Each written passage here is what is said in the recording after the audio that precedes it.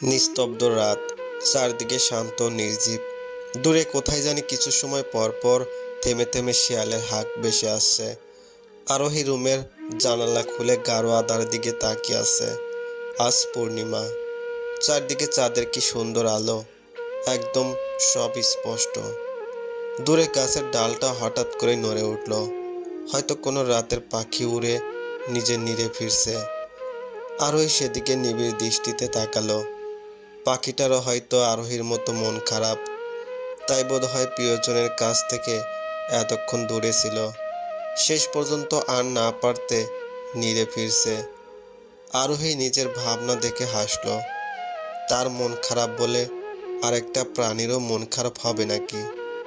পাখির মন খারাপ হবে কেন?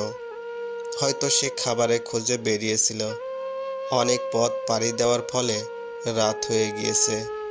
সে একটা দীর্ঘশ্বাস ফেলল। ভোর হওয়ার অপেক্ষায় আছে। ভোর হলেই এই বাসা থেকে চিরতরে বেরিয়ে পড়বে।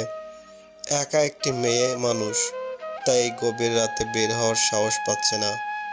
হাজার হলেও এই শহরে অনেক মুখোশ পরিহিত মানুষের ভিড়ে আরোহী কোনোদিনও নিজেকে সঁপে দিবে না। আরোহী জানালা বন্ধ করে এগিয়ে এলো রুমের দিকে। টেবিলের উপর ডিভোর্সের কাগজটা জ্বলজ্বল করছে। মনে হচ্ছে যেন সেটা আরোহীর দিকে তাকিয়ে আরোহীকে উপহাস করে হাসছে। আরোহী মেঝেতে বসে কাগজটা হাতে নিয়ে অপলক দৃষ্টিতে তাকিয়ে রইল। একটা সাইনের বিনিময়ে একটা পবিত্র সম্পর্ক গঠন হয়, তেমনি একটি সাইনের মাধ্যমেই একটা সম্পর্ক নিমিষেই শেষ হয়ে যায়। এই ডিভোর্সের কাগজটার পেপারে হয়তো আরিয়ান জানে না। কাল সকালে আরিয়ান বেরিয়ে যাওয়ার কিছুক্ষণ পর স্নেহা আর লুৎফা বেগম এই কাগজটা আরোহীর দিকে ছুঁড়ে মেরে বলেছিল যাতে সে খুব দ্রুতই সাইন করে, আরিয়ান ফেরার আগেই বাড়ি থেকে বিদায় নেয়। লুৎফা বেগম গত 1 মাস ধরে আরিয়ানের বিয়ে নিয়ে মেতে উঠেছিল। তিনি জানতেন আরিয়ান হয়তো কোনোদিনও আরোহীকে ডিভোর্স দিবে না, কারণ আরোহীর যাওয়ার স্থান নেই। কিন্তু লুৎফা বেগম আর সিনহার এত কিছু দেখার সময় নেই। তারা আরিয়ান আসার আগেই এই বোঝাটাকে বিদায় করতে পারলেই হলো। হয়তো স্নেহা বিয়ের 1 মাস আগে থেকে লুৎফা বেগমকে কান পড়া দিয়েছিল যে আরোহী থাকলে তারা সুখে সংসার করতে পারবে না। আর আরিয়ান হয়তো আরোহীর অসহায়ত্ব দেখে ভুলেও ডিভোর্স দিতে চাইবে না, তাই দুইজনে লুকিয়ে ডিভোর্স পেপার বানিয়েছে, আর তার সফল হতেও যাচ্ছেও। আরোহী আর কিছু না ভেবে খুব দ্রুতই সাইন করে দিল।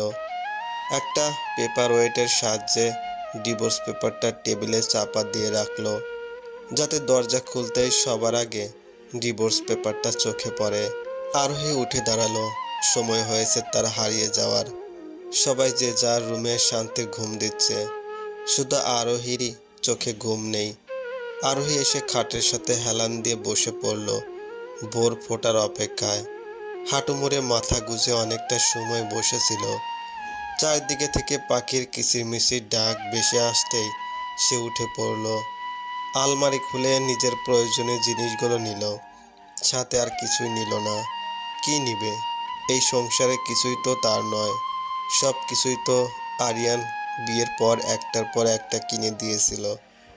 শুধু পরনের শাড়িটা আর আশ্রমে যতটুকু পড়েছিল উচ্চ মাধ্যমিক পর্যন্ত সার্টিফিকেটগুলো বাদে সে আর কিছুই নিল না। হাতে কিছু টাকা ছিল, সেগুলোই নিল। এগুলো বিয়ের পর পর আরোহী আরিয়ানের কাছ থেকে কিছু কিনে দেওয়ার বায়না ধরলে তখন আরিয়ান কিছু টাকা গুঁজে দিত যে আরোহী যেন নিজে কিনে নিয়ে আসে। জিনিস কেনার পর যেগুলো ফেরত পেত সেসব আর আরিয়ান নিত না। তখন আরোহী বলতো, আরে আমি টাকা দিয়ে কি করব? আমার সব কিছুই তো তুমি আনো বা দেখাশোনা করো, আমার স্বামী আছে না? তখন আরিয়ান হাসি মুখে এগিয়ে এসে আরোহীর মুখ তার 2 হাতে আবদ্ধ করে বলতো, কেউ একজন জানি একটা কথা বলেছিলেন যে অতি সুন্দরীরা বোকা হয়, আমিও প্রমাণ পেলাম তোমাকে। তখন আরোহী মুখ ফুলিয়ে রাখতো, আর আরিয়ান হেসে বলতো, প্রত্যেক মেয়েদের উচিত দিন শেষে স্বামীর কাছ থেকে কিছু টাকা নিয়ে অন্তত সবচেয়ে ছোট অ্যামাউন্ট হলেও জমিয়ে রাখা, আর স্বামী না দিলেও নিজে আদায় করা, এগুলোই পরে বিপদের সময় কাজে আসে। স্ত্রী জাতিরাই টাকা বেঁধে রাখতে পারে, কিন্তু তোমার অন্যদের মতো অত বুদ্ধি শুদ্ধি নাই। তুমি টাকা হাতের নাগালে পেয়েও কাজে লাগাতে জানো না। সাধে কি আর বোকা বলি? সেদিনের দৃশ্যটা চোখের উপর ভাসতেই আরোহী ঝাপসা চোখে হেসে দিল। সেদিন আরিয়ানের কথাগুলি আরোহীর মনে গেঁথে গিয়েছিল। সে সেদিন মুগ্ধ হয়েছিল আরিয়ানের ভাবনা দেখে। এরপরও অবশ্য আরোহীর টাকা খুঁজতে হতো না। দিন শেষে আরিয়ান অফিস করে ফিরতেই কিছু টাকা আরোহীর হাতে গুঁজে দিলে আরোহী বলতো, মাত্র এই টাকা দিয়ে কি করা যাবে? তখন আরিয়ান মুচকি হেসে বলতো, বিপদের সময় দেখো এই টাকাগুলোই জমে বৃহৎ আকার ধারণ করে কিভাবে আমাদের সাহায্য করবে। বিপদ তো আর বলে কয়ে আসে না। আরিয়ানের কথাই ঠিক হলো। এখন এসবই আরোহীর মূল সম্পদ। কিন্তু এই বিপদ শুধুমাত্র আরোহীর একার। আরোহী দরজার দিকে এগিয়ে থেমে গেল। শেষবারের মতো তার নিজে হাতে সাজিয়ে তোলা সংসারটা দেখে নিচ্ছে। তার নিজের রুমটা একটু দেখার ইচ্ছে ছিল, কিন্তু সিনহা দরজা আটকে দিয়েছে। সে অপলক দৃষ্টিতে রুমের দরজাটার দিকে তাকিয়ে মনের আশা পূর্ণ করে নিল। আরোহী চোখ মুছে নিজেকে শক্ত করলো। এই বাড়ির দিকে সে আর তাকাবে না। যতই তাকাবে ততই মায়া বাড়বে। মায়া জিনিসটা বড়ই খারাপ। আরোহী আর কিছু না ভেবে সামনের দিকে অগ্রসর হলো।